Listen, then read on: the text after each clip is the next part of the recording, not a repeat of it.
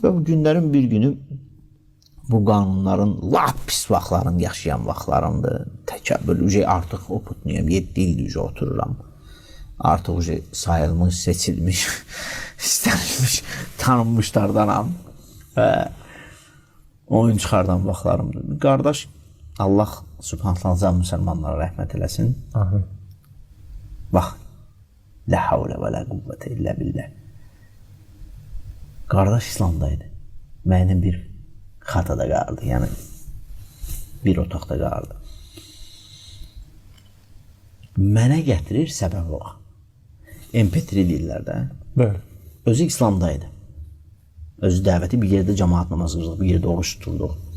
Gətirir, mənə MP3 verir, MP3.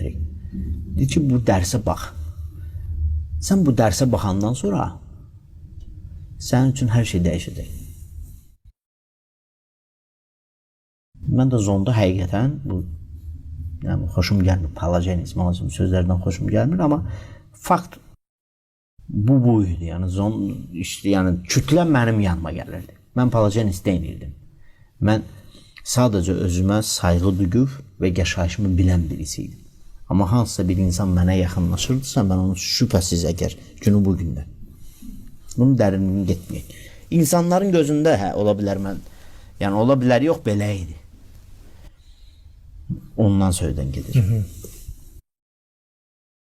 Gətirdi, bax, nəyə gətirirəm? Gətirdi, mənə MP3 verdi. Düz səhərə qədər, sübh namazına qədər ona baxdım. Tevhid dərsidir. O mənlə namaz qılan, mənlə bir yerdə oruç tutan, mənlə cəmaat qılanda, mənə hidayətə dəvət olunlarına səbəbkar olan insan öz İslamdan çıxdı. Və Rəbbim onu çox zəlil bir formada onun canını aldı. Yəni, çox dəhşət yadıma düşür, necə olub. O insanın adını çəkməyəcəm, nəsə qutaraq. İslam İslamdan çıxır, namazı buraxır, itaəti buraxır. Gəlir, qoşulur narkotikə. Narkotikdən də dünyasını dəyişir. Allah qorusun.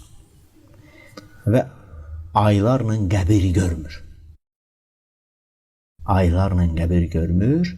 Aylarla qəbir keçəndən sonra özü başqa bir məmləkətdə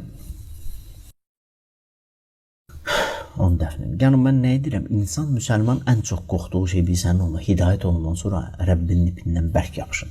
Və ən qorxduğum şeylər, ben indi danışıram. İçimdə də birdən fikirlər, Allah istəsə alar da, qardaş. Bəli.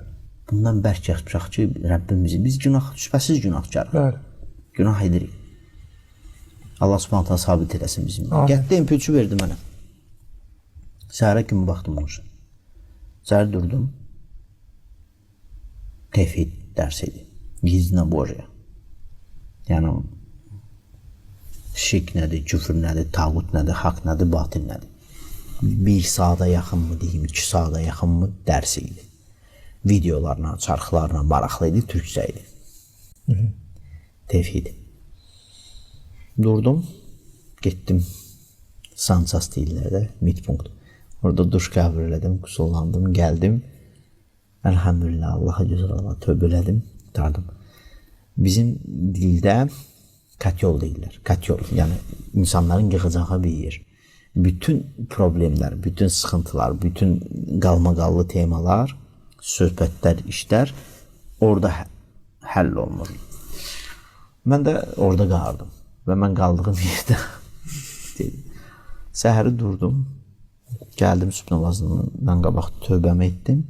Tövbədən sonra lagerdə sayılmış, seçilmiş, hörmətli olanlar var idi. Yəni dostlarımız, qardaşlarımız deyək. Onların hamısını çağırdım katyola.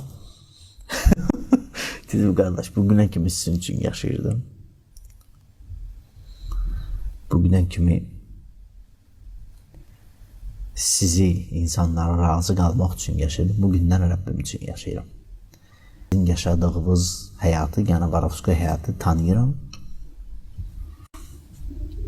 Sadəcə mən yaşamıram. Bu da çox ağır bir sözdür bunların dilində. Mən sadəcə sizin həyatınızı yaşamışam. Bugündən inşallah həyatımın sonuna qədər çalışacağam ki, Rəbbimi razı qalan şəkildə yaşayım. Sizin həyatınız sizə, mənim həyatım da mənə. Hədis yadıma düşdü, ayə yadıma düşdü. Amma buna baxmayaraq, lagerin həm də 8 ay az deyil. Çıxmağıma az qalıb. Şübhəsiz sırası zonda ajataj oldu. Reis, polis, belə də, yəni bu ajataj oldu ki, bu nə idi ola, bu da yaxşı şey sayılmır, yəni konkret yaxşı. Bugünə kimi yaxşı olan idim bunların dilində. Bugündən sonra yaxşı olan deyiləm. Bu söz demək olmaz, yəni bu varovskop ponyatiyada belə gedir. Evet, subhanallah. Və çalışacağım ömrümün həyatına kimi Allahın razı qaldığı şəkildə yaşayım. İnsan yox. Hər gün pristav, minlərlə insan var da, tustaqçılıq, zonda idi bir-birinə, hamı bu nə idi? Hərə bir düşündüm, Farizin çıxmağına az qalıb, yəni hökumət buna xəbər göndərib ki, yəni xəbər biliblər ki, çıxmaq istəyirsənsə ancaq bu olmalıdır. Yəni dayanmalısan, özünü saxlamalısan. Yoxsa insanlar da hərə bir fikir söyləyir. Siz fikirsiniz, o gün təkəbbürlü yaşayan adam, özündən razı olan adam, öz gücünə, imanına, yəni təpərinə necə inanan bir adam minlərlə insanın içinə dünənə kimi yanında gedəndə, zonda yanında bütün dostlar, qardaşı belə ağır gedən adam səhərsi gün əlini Quran kitabı alır, gedir zonun ortasına. Yəni Allah subhanahu insanın naziləcilikləri Rəbbim başa düşdü, Allah'a hamd olsun. Quran kitabı əlində hər gün qalxırdım qardaşların yanına, yəni təcvidlə oxumağa öyrənirdim Quranları.